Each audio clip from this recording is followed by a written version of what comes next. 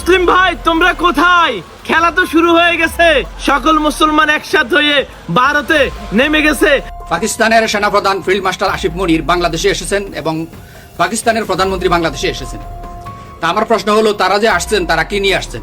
তো বন্ধুর বাড়িতে কি নিয়ে আসছেন, আজকে এই জিনিসটা বলবো। বন্ধুর বাড়িতে আসতে খালি হাতে আসেন নাই, তারা যে জিনিসটা নিয়ে আসছে। সাব্বাস মাননীয় প্রধানমন্ত্রী, সাব্বাস। দেশের জনগণ এভাবেই দেখতে চেয়েছিল আপনাকে। মাননীয় প্রধানমন্ত্রী তারেক রহমান সাহেব প্রশংসায় ভাসছেন। ভাইরে ভাই, সেলুট। এমন প্রধানমন্ত্রী তো দেশের জনগণ চেয়েছিল। বাংলাদেশে একটা বিরল কাণ্ড ঘটে গেছে, কিন্তু কেউ কিছু বলছে না। প্রথম আলো ডেইলি স্টার চুপ, কথিত প্রগতিশীলরা চুপ, ভারতীয় মিডিয়াগুলো চুপ। কিন্তু যা ঘটেছে, যেটা নিয়ে আলোচনা করবো এখন।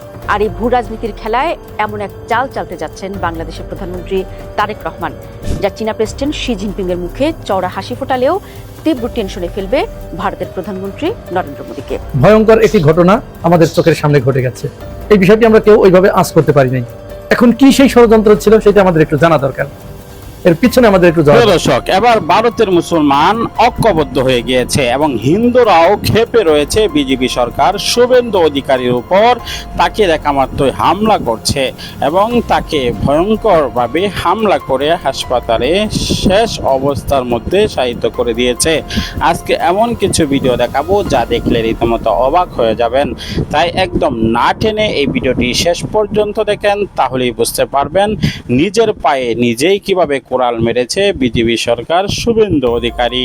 নারায়ণগঞ্জের পাইকপাড়ায় রাবেয়া এগ্রো ফার্মে একটি অ্যালবিনো প্রজাতির সাদা মহিষের আবির্ভাব হয়। এই মহিষটির চেহারা, এর চুলের কাঠামো, চোখের গঠন দেখতে অবিকল, প্রায় একেবারে হুবহু না, অনেকটা আমেরিকান প্রেসিডেন্ট ডোনাল্ড ট্রাম্পের চেহারার সাথে মিলে যায়। এইটা দেখে ওই ফার্মের মালিক জিয়াউদ্দিন মৃধার ছোট ভাই, তিনি এটির নাম রাখেন ডোনাল্ড ট্রাম্প। এরপরে কিছু ছবি আপলোড করেন। আস্তে আস্তে এ নিয়ে আলোচনা হতে থাকে। আমার চোখে এটি অসংখ্যবার পড়েছে, কিন্তু এটাকে কোনো গুরুত্ব দেই নেই। শেষ পর্যায়ে এই মহিষটিকে জিনজিরার একজন ব্যক্তি তিনি কুরবানির জন্য কিনে নিয়ে যান। এরপরের ইতিহাস আপনারা সবাই জানেন। গত বুধবার অর্থাৎ 27 তারিখে স্বরাষ্ট্রমন্ত্রীর সরাসরি হস্তক্ষেপে মহিষটি কুরবানি করা থেকে বেঁচে যায়। কুরবানি করা হয় নাই। মহিষটি এখন চিড়িয়াখানায় রয়েছে। কেরানীগঞ্জ থানা পুলিশ ওটিকে উদ্ধার করে আনে। বিনিময়ে ওই ব্যক্তিকে কুরবানির সমপরিমাণ টাকা, অর্থাৎ যে মূল্যে মহিষ কিনেছিল সেই পরিমাণ টাকা দিয়ে থানায় নিয়ে আসে এবং পরবর্তীতে ঢাকা চিড়িয়াখানায় মহিষটিকে স্থানান্তর করা হয়। এখন ওখানেই আছে। এইটুকু সব ঠিক ছিল, কিন্তু এই যে খবর, এর পিছনে একটি ভয়ঙ্কর ষড়যন্ত্র লুকিয়েছিল। যদি স্বরাষ্ট্রমন্ত্রীর মধ্যস্থতায় বা সরকারের মধ্যস্থতায় মহিষটিকে কুরবানির হাত থেকে রক্ষা না করা যেত, তাহলে হয়তো বাংলাদেশের রাজনীতিতে একটি ভয়াবহ বিপর্যয় নেমে আসতো। সেরকমই একটি ষড়যন্ত্রের আলামত স্পষ্ট হয়েছে এবং বাংলাদেশ গোয়েন্দা সংস্থার বিচক্ষণতায় তারা আগেভাগেই এই খবরটি পেয়ে গিয়েছিল। ফলে তারা সরকারকে অবহিত করে। সম্ভবত প্রধানমন্ত্রী তারেক রহমানের নির্দেশেই স্বরাষ্ট্রমন্ত্রী সালাউদ্দিন আহমেদ তিনি নির্দেশনা দেন কেরানীগঞ্জ থানা পুলিশকে মহিষটিকে সেখান থেকে উদ্ধার করে আনার জন্য। এখন কি সেই ষড়যন্ত্র ছিল, সেটা আমাদের একটু জানা দরকার। এর পিছনে আমাদের একটু যাওয়া দরকার। বিষয়টা একটু লক্ষ্য করবেন। মহিষের চেহারাটা ছিল ডোনাল্ড ট্রাম্পের মতো। বিশেষ করে তার সামনে যে চুলের কাটিংটা, এটা হুবহু ট্রাম্পের চুলের কাটিং এর সাথে মিলে যায়। আমি ছবিটা একটু দিচ্ছি, আপনারা একটু দেখুন, ভালো করে পরখ করুন, বুঝতে পারবেন। এই মহিষটাকে যেদিন কেরানীগঞ্জের ভদ্রলোক কুরবানির জন্য কিনে নিয়ে আসে, তারপরে প্রথম আলোতে একটি রিপোর্ট হয়। প্রথম আলোর ওই রিপোর্টের বরাত দিয়ে কলকাতার বিভিন্ন পত্র পত্রিকায়, টিভি মাধ্যমগুলোতে ইনিয়ে বিনিয়ে কিছু খবর প্রকাশ করা হয়। এই খবরে মুহূর্তের ভিতরে এই সারা পৃথিবী নড়ে চড়ে ওঠে। মার্কিন যুক্তরাষ্ট্রের বিখ্যাত প্রভাবশালী সংবাদ মাধ্যম CNN এর উপর একটা প্রতিবেদন তৈরি করে। এইটার পরে বিশ্বের প্রায় অধিকাংশ বড় বড় media, Al Jazeera, Reuters, AFP, Washington Post, বিভিন্ন সংবাদ মাধ্যম এই ব্যাপারে প্রতিবেদন প্রকাশ করে। বিপত্তিটা আরো ঘনীভূত হয়ে আসে। এই ব্যাপারে খোদ টুইট করেন ইরানের একজন কর্মকর্তা। ইরানের ওই কর্মকর্তা যখন এই বিষয়ে টুইট করে বসেন এই মহিষ ডোনাল্ড ট্রাম্পকে নিয়ে, স্বাভাবিকভাবেই এটা আরো মুহূর্তের ভিতরে সারা পৃথিবীতে ভাইরাল হয়ে যায় এবং এটি ডোনাল্ড ট্রাম্পের দৃষ্টিগোচর হয়। ডোনাল্ড ট্রাম্প তিনি নিজেও একটা টুইট করে বসেন এইটা নিয়ে। এরপরেই এইখানে ষড়যন্ত্র তত্ত্ব খুঁজতে থাকে ইন্ডিয়া। এখানে বিশেষ করে ভারতের আনন্দবাজার পত্রিকা ষড়যন্ত্র পাকতে থাকে, এমন কঠিন ভয়ঙ্কর ষড়যন্ত্রের ছক আঁকতে থাকে যেটা শুনলে আপনারা শিউরে উঠবেন। কি ষড়যন্ত্র আঁকতে থাকে? আপনারা জানেন অল্প কিছুদিনের মধ্যেই প্রধানমন্ত্রী তারেক রহমান চীন সফর করবেন। ঠিক এই সফরকে বানচাল করার জন্য, ভণ্ডুল করার জন্য যখন অন্য সমস্ত উপায়ে ব্যর্থ হয়ে ভারত বিভিন্ন কৌশল পন্থা অবলম্বন করছিল, মৌকা খুঁজছিল, ঠিক সেই সময় তারা এই ডোনাল্ড ট্রাম্প মহিষের বিষয়টা তাদের সামনে চলে আসে। তারা একটু নড়ে চড়ে বসে, এইটা দিয়েই তারা বাংলাদেশকে ঘায়েল করার স্বপ্ন দেখতে শুরু করে। যেহেতু ভারত কোনো মতো অবস্থায় চাচ্ছে না চীনের সাথে বাংলাদেশের বন্ধুত্বটা গড়ে উঠুক, সুতরাং এইটা ঠেকানোর জন্য তারা আমেরিকাকে উস্কাতে থাকে, ডোনাল্ড ট্রাম্পকে উস্কাতে থাকে। এবং এই ডোনাল্ড ট্রাম্পকে যদি কুরবানি করা হতো, তাহলে ওই কুরবানির দিনই বা তার পরের দিন ভারতের যে গণমাধ্যমগুলো আছে সেইখানে বড় বড় লাল অক্ষরে অন্তত 3-4টা সংবাদ শিরোনাম তারা করত। কি সংবাদ শিরোনাম তারা করতো সেটাও কিন্তু তারা রেডি করে রেখেছিল, কিন্তু বাংলাদেশি গোয়েন্দাদের তৎপরতায় আগে ভাগে তারা এই সংবাদটি পেয়ে যায়। ফলে তারা সরকারকে অবহিত করে, প্রধানমন্ত্রী স্বরাষ্ট্রমন্ত্রীকে এই বিষয়ে অবহিত করে যে দ্রুত ব্যবস্থা নেওয়ার জন্য। অনেকেই বলছেন, ধারণা করা হচ্ছে যে এই ব্যাপারে মার্কিন দূতাবাস থেকে স্বরাষ্ট্রমন্ত্রীকে ফোন করা হয়েছিল যে আপনারা এই ব্যাপারে একটু ভেবে দেখেন, এটা যেন না হয়। আবার কেউ কেউ বলছেন এক ধাপ এগিয়ে গিয়ে, এটা কিন্তু জাস্ট ছড়িয়ে পড়েছে সামাজিক যোগাযোগ মাধ্যমে, ডোনাল্ড ট্রাম্প স্বয়ং বাংলাদেশের প্রধানমন্ত্রীকে ফোন করে বিষয়টি অবহিত করেছেন। তবে ভারতের ষড়যন্ত্র ব্যর্থ হলো যেখানে, সেটা হচ্ছে এই মহিষকে যদি কুরবানি করা হতো, তাহলে ভারত আনন্দবাজার পত্রিকা পরের দিন সংবাদ শিরোনাম করতো, ডোনাল্ড ট্রাম্পকে জবাই করে চীনকে ঘরে তুললো বাংলাদেশ। এই একটা শিরোনাম তারা করতে পারত। অথবা তারা আরেকটা শিরোনাম করতে পারত, মহিষ ডোনাল্ড ট্রাম্পকে জবাই করে মূলত মার্কিন যুক্তরাষ্ট্রের ডোনাল্ড ট্রাম্পকে প্রচ্ছন্ন হুমকি দিল বাংলাদেশ। এটা একটা শিরোনাম তাদের হতে পারত। পাকিস্তানের সেনাপ্রধান ফিল্ড মার্শাল আসিফ মনির বাংলাদেশে এসেছেন এবং পাকিস্তানের প্রধানমন্ত্রী বাংলাদেশে এসেছেন। তা আমার প্রশ্ন হলো, তারা যে আসছেন তারা কি নিয়ে আসছেন? আমি ফেসবুকে কন, ইউটিউবে কন, টিকটকে কন, যে কোনো একটা পাকিস্তানি আইডি যদি পাই, তখনই তারা আমি শুনতে পাই যে মেরা বাংলাদেশি ভাইও, মেরা বাংলাদেশি বন্ধু। তো বন্ধু বন্ধুর বাড়িতে কি নিয়ে আসছেন, আজকে এই জিনিসটা বলবো। বন্ধু বন্ধুর বাড়িতে আসতে খালি হাতে আসেন নাই। তারা যে জিনিসটা নিয়ে আসছে, J-17 থান্ডার, যে বিমান দ্বারা এই কিছুদিন আগে অপারেশন সিঁদুর, ভারতের অপারেশন সিঁদুরের জবাব দিয়েছিল বুনিয়ানুম মাকসুস দিয়ে, ঠিক সেই বিমান বাংলাদেশকে দিয়ে গেছে ইনশাল্লাহ। শুধু তাই নয়, যা প্রয়োজন তা দিবি। এরপরে তুরস্ক, শুনলে খুশি হবেন, ড্রোন, যত আইটেমের ড্রোন আছে, যা প্রয়োজন দিতে প্রস্তুত। তাই ভারত যদি আমাদের দেশে আক্রমণ করার মতো দুঃসাহস দেখায়, তাহলে এই ভারতকে 50 ভাগে বিভক্ত করা হবে।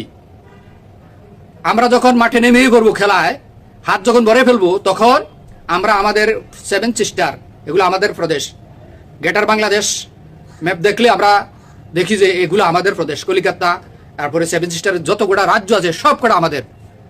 এটা ব্রিটিশ আমাদেরকে দিয়ে গেছিল। সেই অনুসারে আমরা যখন মাঠে নামা পড়বো, তখন আমরা এইগুলা মুক্ত করার আগ পর্যন্ত আমরা ঘরে ফিরবো না ইনশাল্লাহ। ভারতকে চরম একটা শিক্ষা দেওয়া হবে। এরপরে পাশে আছে চায়না, তথ্য প্রযুক্তি দিয়ে যত সহযোগিতা করার, চায়না আমাদেরকে করার জন্য প্রস্তুত, যেটা ইরানকে করেছে। তাই ভারতকে সাবধান করে দিয়ে বলে দিতে চাই, আমাদের কিছু নাই সেটা ভেবো না, আর আমাদের কিছু না থাকার পিছনে সেটার জন্য দায়ী ভারত। তাই আমরা এখন আর আগের বাংলাদেশ নই। আমরা 5 আগস্টের আগের বাংলাদেশ আর এখনকার বাংলাদেশ এক নয়। সাবধান হয়ে যাও। আমাদের দেশে আক্রমণ করার মতো দুঃসাহস দেখালে আমরা চরম শিক্ষা দিব ভারতকে ইনশাল্লাহ। আমরা আমাদের এই 7 সিস্টার মুক্ত করেই ছাড়বো। যদি আমরা খেলায় নেমেই পড়ি, তখন আর আমাদের পিছু হটার কোনো রাস্তা থাকবে না, সুযোগ থাকবে না। আমরা আমাদের দেশে এক রাজনৈতিক দল আরেক রাজনৈতিক দলের বিরুদ্ধে করবো, আমরা নির্বাচন আসলে কারাকারি করবো, পারাকারি করবো, কিন্তু ভারত ইস্যুতে আমরা সবাই এক। আমরা ভারতকে ছাড় দিব না ইনশাল্লাহ। পাবলিক প্লেসে ধূমপান করলেই 300 টাকা জরিমানা। মাননীয় প্রধানমন্ত্রী তারেক রহমান সাহেবের উদ্যোগ দেখেন। এই যে তরুণ যারা আছে, যারা অল্প বয়সী ছেলে মেয়ে আছে, মাদক সেবন করে তাদের জন্য শাস্তির ব্যবস্থা। পাবলিক প্লেসে যদি ধূমপান করেন 300 টাকা জরিমানা, যদি কোনো কারণে আইন লঙ্ঘন করেন দ্বিতীয়বার এর জরিমানা হবে দ্বিগুণ। 18 বছরের নিচে যারা আছে তারা মাদক সেবন করতে পারবে না, যদি মাদক সেবন করে তাদের শাস্তি হবে আরো বেশি। এবং 18 বছর নিচে যদি কেউ মাদকের ব্যবসা করে একেবারে ডাইরেক্ট নিষেধাজ্ঞা মাদকের ব্যবসাতে। ভাইরে ভাই, মাননীয় প্রধানমন্ত্রী তারেক রহমান সাহেব তিনি যদি এই নতুন যে উদ্যোগটা নিয়েছেন সফলভাবে 100% কার্যকর যদি তিনি করতে পারেন, তাহলে দেশের মানুষের নজরে, দেশের মানুষ অলরেডি আমরা দেখেছি প্রচুর পরিমাণে প্রশংসা পাচ্ছে। কারণ প্রত্যেকটি বাবা মা তাদের সন্তানদেরকে নিয়ে টেনশনে থাকে। সন্তান বাসায় থেকে বের হলেই বাবা মা টেনশনে পড়ে যায় যে আমার সন্তান কার সাথে চলবে, কোথায় গিয়ে বসবে, কি খাবে, হ্যাঁ মেলামেশা করলেই তো শেষ। তো প্রত্যেকটি পিতামাতা গার্জিয়ান যারা আছে তারা তো প্রশংসায় ভাসাচ্ছেন। পাবলিক প্লেসে সিগারেট, ধূমপান এবং 18 বছরের নিচে যারা মাদক সেবন করবে বা যারা মাদকের ব্যবসা করবে তাদেরকে কঠিনতম শাস্তির আওতায় নিয়ে আসা হবে। মাননীয় প্রধানমন্ত্রী তারেক রহমান সাহেব তিনি নির্বাচনী ইস্তেহারে বেশ কিছু প্রতিশ্রুতি দিয়েছিলেন। প্রতিশ্রুতি মোতাবেক তিনি ফ্যামিলি কার্ড দিয়েছেন, কৃষক কার্ড দিয়েছেন, প্রবাসী কার্ড, খাল খনন কর্মসূচি, বৃক্ষরোপণ কর্মসূচি, সফলভাবে তিনি এগুলো পালন করছেন। এবার নতুন করে আলোচনায় এসেছে ধূমপান নিয়ে। মাদকের বিরুদ্ধে মাননীয় প্রধানমন্ত্রী তিনি অন্যরকম ভাবে উঠে পড়ে লেগেছেন এবং এই সিদ্ধান্তটা যদি 100-তে 100% কার্যকর হয় দেশের প্রেক্ষাপট চেঞ্জ হয়ে যাবে। তরুণ ছেলে মেয়ে যারা আছে তারা শক্তিতে রূপ নিবে, দেশের মেরুদণ্ড হয়ে দাঁড়াবে। আপনারা দেখেন আজকে যুব সমাজ শেষ হয়ে গেছে, বিলীন হয়ে গেছে। যারা নেশার সাথে যুক্ত আছে, আমারই আশেপাশে কয়েকটা ভাই ব্রাদারকে দেখি, তাদের শরীর এই শুকায়া মানে হচ্ছে হিন টিন শুধু হাড্ডি আর চামড়া লেগে আছে, তাদের শরীরে কিছু নাই, টানাটানির মধ্যে থাকে, এটা সেটা খায়, গুলা ঝাঁকি দিয়ে কি সব খায়, শরীরে কিন্তু চামড়া ছাড়া মাংস নাই। ওকে যদি আপনি এভাবে ধাক্কা মারেন ও পড়ে যাবে, ও কোনো কাজ করে খেতে পারবে না। রাত্রের বেলা চুরি করে, কারেন্টের তার চুরি করে, কলার কাইন চুরি করে, এটা সেটা চুরি করে সে নেশার টাকা পয়সা যোগান দেয়।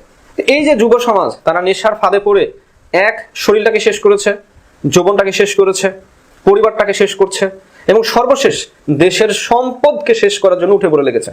মাননীয় প্রধানমন্ত্রী তারেক রহমান সাহেবের এই উদ্যোগ যদি সফলভাবে কার্যকর হয় তাহলে দেশের মানুষের নজরে তিনি হিরো হয়ে যাবেন, হিরো।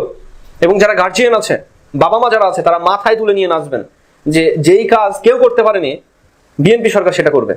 বাংলাদেশে একটা বিরল কাণ্ড ঘটে গেছে, কিন্তু কেউ কিছু বলছে না। প্রথম আলো ডেইলি স্টার চুপ, কথিত প্রগতিশীলরা চুপ, ভারতীয় মিডিয়াগুলো চুপ। কিন্তু যা ঘটেছে, যেটা নিয়ে আলোচনা করবো এখন, ওইটা যদি এমন সময় ঘটতো যে ইউনূস ক্ষমতায় অথবা জামাত ক্ষমতায়, তখন বলতে যে বাংলাদেশ জঙ্গি রাষ্ট্র হয়ে গেছে, মৌলবাদীদের উত্থান, মৌলবাদীদের কাউথাবা বাংলাদেশ। তখন ভারতের ময়ূক রঞ্জন দৌড়ে দৌড়ে বলতে এই যে মৌলবাদী হামলা, এই যে দেখেন মৌলবাদ আসছে, ওই যে মৌলবাদ, ওই শেষ, বাংলাদেশে পাকিস্তান হয়ে গেছে, আফগানিস্তান হয়ে গেছে। যদিও আফগানিস্তান এখন আবার ভারতের পেয়ারে আফগানিস্তান। আর জামাত ক্ষমতায় থাকে সেম। আপনারা দেখেছেন যে বাস্তবতাটা কি, যে ইউনূস ক্ষমতায় কয়েকশো আন্দোলন হয়েছে যমুনা বা প্রধানমন্ত্রীর প্রধান উপদেষ্টার বাসভবনকে কেন্দ্র করে। সে আন্দোলন হঠাৎ করে নাই হয়ে গেছে। তাহলে কি ওই আন্দোলনগুলো সব ইউনূসকে চাপ দিয়ে মেটিকুলাস ডিজাইন নির্বাচন করানোর জন্য বিএনপি করতো? ওগুলো সব বিএনপির ছত্রছায়া আন্দোলন হতো? বিএনপি সরাসরিও তো যমুনা অভিমুখে আন্দোলন করেছে সেই ইশরাকের নেতৃত্বে। ইশরাক ঢাকা দক্ষিণ সিটি কর্পোরেশনের মেয়র পদে বসবে, এই জন্য কত চেষ্টা করেছে। আমার বন্ধু ইশরাক ভাই, কাছের ভাই, আমাকে স্নেহ করেন, আমিও শ্রদ্ধা করি, পরে ভাই। তো দর্শক, আসলে রাজনীতির খেলাটা যে কতটা নোংরা দেখেন। হওয়া উচিত কি যে আমরা সাদাকে সাদা বলবো, কালোকে কালো বলবো, ন্যায়কে ন্যায় বলবো, অন্যায়কে অন্যায় বলবো, দ্যাট শুড বি। কিন্তু না, বিএনপির সময় অন্যায় হলে ওটাকে কেউ কিছু বলবে না, এটা কোনো অন্যায় না। কিন্তু ওই সেম কাজটা আওয়ামী লীগের সময়, জামাত বা ইউনূসের সময় হলে তখন একদম বাংলাদেশ তছনছ করে ফেলবে। মানে আমরা সিলেক্টিভ, আমরা অন্যায় করছি, এটা একটা ষড়যন্ত্র। এই কাজগুলো মিডিয়া করছে, ভারত করছে, বিশেষ করে মিডিয়ার ষড়যন্ত্র, কথিত প্রগতিশীলদের ধান্দাবাজি। এটা আমি দেখাবো এখন। আরো নানান ঘটনা আছে যে জামাতের সময় হলে একদম দোষ মানে ক্ষমার অযোগ্য, আর বিএনপির সময় এগুলো হলে কিছু নেই। এমনকি আওয়ামী লীগের সাথে এই ধরনের বৈষম্য করা হয়। যেমন আওয়ামী লীগের সাথে কি বৈষম্য, একটা উদাহরণ, আমরা সব বৈষম্যের বিরুদ্ধে বলি। যেমন ইসরায়েল কিংবা আমেরিকা, ইসরায়েল যদি কোনো অঘটন ঘটায়, তার বিরুদ্ধে প্রতিবাদ না করলে আওয়ামী লীগ সহ আমরা গালি দিতাম যে আওয়ামী লীগ তোরা ইসরায়েলের দালাল, তোরা কেন ইসরায়েলের বিরুদ্ধে এইটা বলো না, এই বিবৃতি দিন রাষ্ট্রীয়ভাবে, বাংলাদেশে ইসরায়েলি পণ্য নিষিদ্ধ কর। তৌহিদি জনতা আমরা আওয়ামী লীগের বিরুদ্ধে মিছিলে নেমে যেতাম, আমেরিকার সাথে ইসরায়েলের সাথে আওয়ামী লীগকে ট্যাগ দিই। এটা এবং আরো পৃথিবীর কোথাও এরকম কোনো ঘটনা ঘটলে আমরা আওয়ামী লীগ সরকার সহ গালি দিতাম, যে সরকারকে এটা করতে হবে, সরকার দেয়, সরকারকে অমুক দেশের পণ্য নিষিদ্ধ করতে হবে, আমদানি নিষিদ্ধ করতে হবে। কিন্তু তার চাইতেও বড় অন্যায় ইসরায়েল বিএনপি সরকার ক্ষমতা আসার পর করেছে মুসলমানদের সাথে।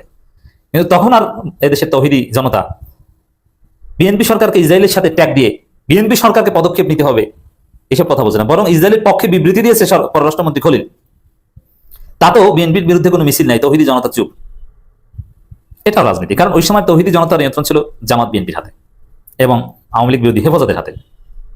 আর এখনকার যে তৌহিদি জনতা এরা ওইভাবে বিএনপি বিরোধী না, যার ফলে এটা বলে না। তো সব জায়গায় রাজনীতি, সিলেক্টিভ আচরণ, এটা ঠিক না। এই প্রতারণা থেকে যদি আমরা বাঁচতে না পারি, ন্যায় ও ইনসাফ কায়েম হবে না। আমাদের সব জায়গায় ইনসাফ লাগবে। এবার দেখেন, মূল ঘটনা যাওয়ার আগে আরো একটা উদাহরণ দিই, কারণ সবগুলোর প্রতিবাদ আমাদের দর্শকদেরকে জানাতে হবে এবং তাদেরকে সচেতন করতে হবে যে বাংলাদেশে কি চলছে, কিভাবে বৈষম্য চলছে, কিভাবে ন্যায় ইনসাফ এর ধারে কাছে আমরা যেতে পারছি না। একবার বাইতুল মোকাররমের খতিব মুফতি আব্দুল মালিক, তিনি বিএনপি করেন, বিএনপি পন্থী, মিনিমাম বিএনপি পন্থী এটা তাকে বলা যায়, তার নিরপেক্ষতা আগে হারিয়েছেন। এই মুফতি আব্দুল মালিক তিনি ছাত্র দলের একটা প্রোগ্রামে গিয়েছেন, কোরআন তেলাওয়াত সংক্রান্ত একটা প্রোগ্রামে। আব্দুল মালিক স্টেজে উঠছেন, তখন স্টেজে যত নারী নেত্রী ছিল তাদেরকে ছাত্রদলের সভাপতি ধাওয়া দিয়ে নামিয়ে দিয়েছেন। এটা কেমন? গ্রামে কিছু মামা, চাচা, বাবা, দাদা আছে, মুরব্বী, তারা বাড়ির মেয়েরা যদি কোনো রকম বাড়ির বাইরে যেত, সীমানার বাইরে যেত, ধাওয়া দিয়ে ভিতরে বাইরে বেরোইছো, ঠিকভাবে এরকম স্বাভাবিক বাড়ির মধ্যে যে ড্রেসে থাকো ওই পোশাক পরে বাইরে বেরোইছো, যা। এবং যদি দেখতো ওই যে দাদা বাবা মসজিদ থেকে নামাজ পড়ে আসতেছে, মাথায় কাপড় দিয়ে বাড়ির মেয়েরা ঘরে। সম্পূর্ণ ভিডিওটি দেখলেন, বুঝতে পেরেছেন ভিডিওটি অত্যন্ত গুরুত্বপূর্ণ। শুভেন্দু অধিকারী একের পর এক লাঞ্ছিত হচ্ছেন মুসলমান এবং হিন্দু এবং প্রত্যেকটা জনগণের কাছে। যদিও সে ভোট চুরি করে মুখ্যমন্ত্রী হয়েছেন, কিন্তু এবার তার আর শেষ রক্ষা হচ্ছে না, তার আর ক্ষমতায় থাকা হচ্ছে না।